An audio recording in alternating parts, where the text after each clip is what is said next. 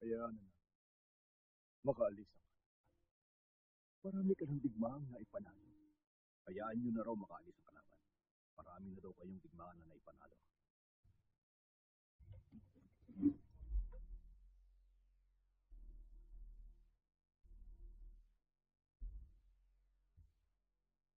Lilinawin ko sa'yo. Bilang pinuno, ayoko na musabing pangkapayapaan. At hindi ko hahayaang makatakas ang sino mang kalaban ko.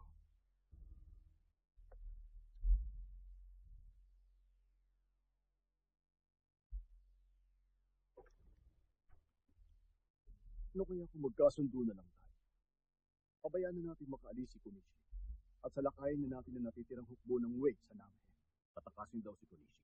At salakayin na natitirang hukbo ng Wei sa Namhe. Maiiwan na kita. Kailangan ko ng kumilos. Aalis na po kami. Sinusubukan mo lang ipagiganti ang anak mo! Isinisisi mo kay Kunishi ang biglaan niyang pagkamatay. Isinisisi niyo raw kay Kunishi ang biglaang pagkamatay ng anak niyo.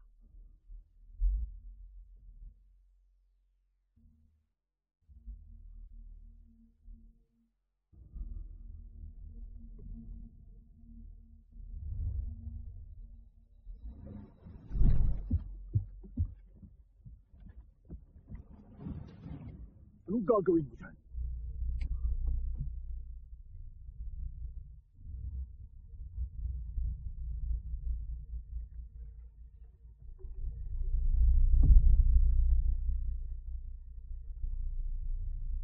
Ito ay mga kababayan kong taga-Choson.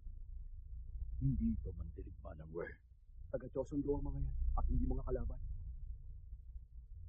Kinakampihan mo ba ngayon? Lahat ng iyan ang mga taksil sa bayan?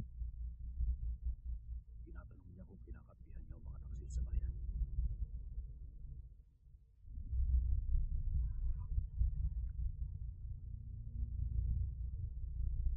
Sinubo ka rito ng inyong emperador. Dahil layunin mo na iligtas ang Choson. Isinubo raw kayo ng emperador upang iligtas ang Choson. Bakit ka papayag na mabuhay ang matinik na kalaban mo? Na walang awang pumatay ng mga taong inosente! Ang kalabang pumatay ng inosente, hahayaan niyong mabuhay. Admiral Yi, tama ang pahayag mo. Tama raw po ang pahayag niya. Ang emperador ang nagbigay sa akin ng espadang ito at ipinagputos niya na iligtas ko ang Choson. Ngunit Admiral Yi, nung sinabi niya, meron siyang ipinagputos. Sino mang humamon sa kanyang kinakawan ay maaari patayin.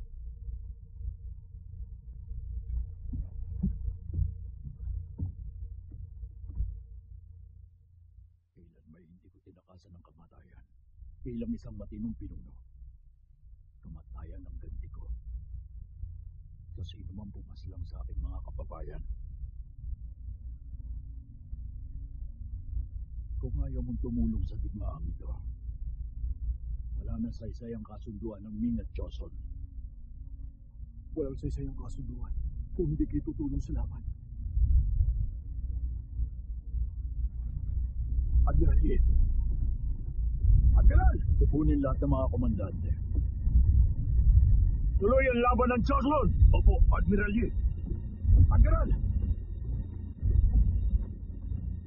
Admiral! Pulutong! Humandala! Humandala! Pakiusap. Iligtas niyo ang pinuno namin. Maawa kayo. Ano mang oras mula ngayon, lulusogin na ng kalaban ng puta ng Yegyo. Baka sa mga oras na ito, naroon na sila sa lupaing yun. Alang-alang sa batang pinuno. Pakiusap. Huwag niyong pabayaan ang aming hukbo. Pareho kayo na napakaraming sinasabi. Umaasa ka bang sa pamamagitan ng pakiusap ay makakaligtas kayo mula sa nakaambang panganib sa Yegyo? Sa tingin ko, yun ang dahilan kaya ikaw ang inutusan dito ni Konishi. Ang pagprotekta sa batang pinuno na si Hideyori ay kabilang sa napakahabang talaan ng mga sinumpang tungkulin ng mga katulad naming tayo. Umamin ka sa akin. Si Konishi ba nagutos sa'yo na sabihin ang lahat ng iyong pahayag na wala namang kabuluhan? Hindi ko ito inaasahan. Makinig ka mabuti! Makinig ka! Bukas ng umaga ay maglalayag kami patungong Busan. Sa lugar na yon, kasama si Commander Todo, babalik na tayo sa ating bayan. Opo, Mahal na Pinuno! Tigil! Huwag po sa Busan. Iligtas niyo na lang ang hukbo namin.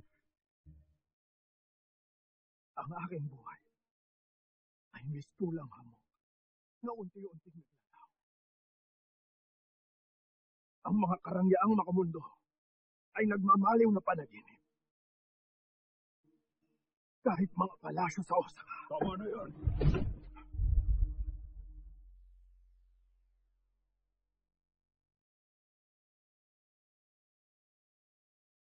Paano manuusal ang huling habilin?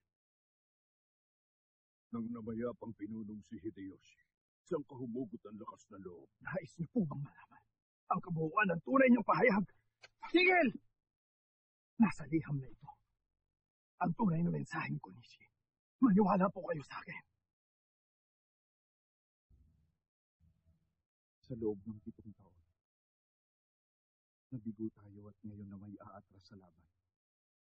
Malakas ang puwersa ng hukbong dagat na pinamumunuan ni Lee Sun-shin. Sa oras na umatras tayo mula sa lugar na yun, magkakaroon ng suliranin kay Ieyasu. Sa gitna ng kaguluhan, sasalakayin ni Lee Sun-shin ang lahat ng mga isla. Sino nga ba sa atin ang may kakayahan na talunin siya? Pagkakataon na natin upang matalo ang kapangyarihan niya.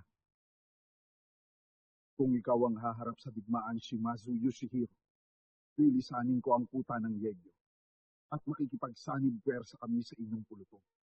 Sasalakayin namin sila mula sa likod.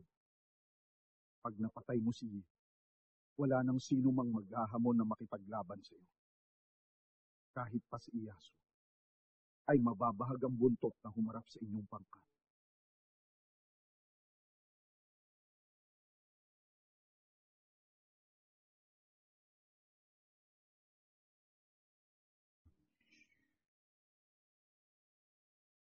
Napakatalino.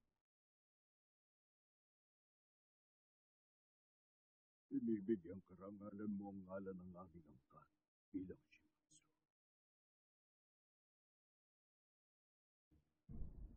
Lee Sun-shin.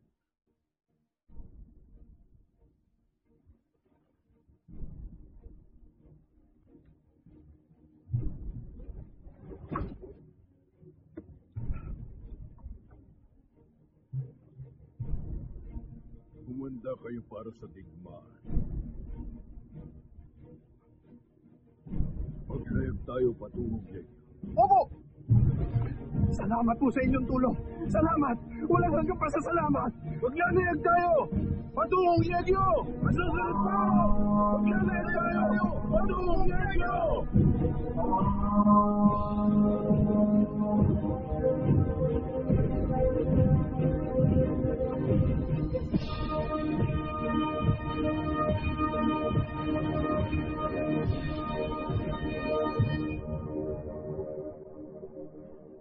Sumumpa siyang bubuwagin ang kasunduan ng Ming at Joseon. Ipag-utos po ninyo ang pagpugot sa ulo ni Lee Sun-shin. Oras na sinakta mo si Yi, tinitiyak ko sa iyo na mag-aaway ang Ming at ang Choso. At kapag nabuwag ang kasunduan, nang hindi ipinag-utos ng mahal na emperador, humanda ka. Dahil malaking gulo ang paparating.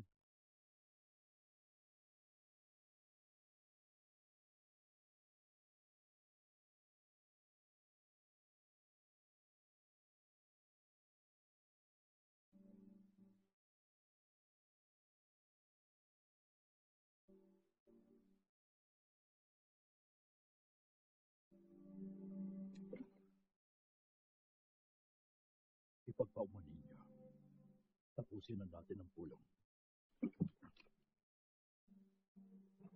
Admiral Lee, ano nangyari sa inyo? Tayo na.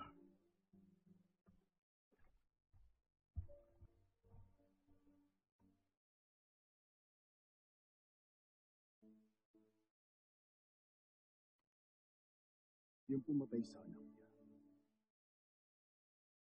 Pantayin. Opo.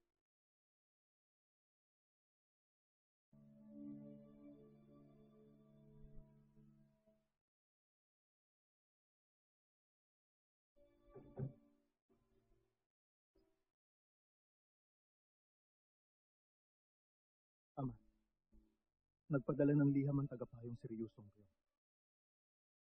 Patay na si Hideyoshi. Atras na sa laban ng hukbo ng Wei. Ang tagumpay mula sa digmaang ito ay utang na loob namin sa inyong kagitingan. Subalit, ang pangkat ng tagapayong si Yun Dusu may maitim na balak sa prinsipe. Hindi malayo, naguluhin nila ang hukuman. Yun ang inaalala.